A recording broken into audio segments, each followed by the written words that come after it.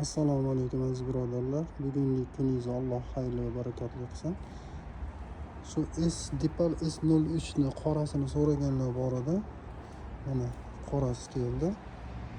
Aloqaga chiqsanglar, bugun narxini aytib o'tamiz.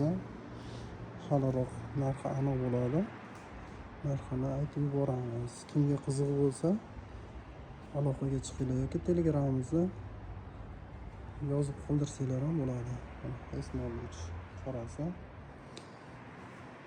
Oqi ham bor. Ro'paradagi oqi. Xo'p. 100 lik 175 kilovatlikka 65 ekan. Oqi ham bor. Mana. Oqi ham bor. Bitta shuni o'zini oqi.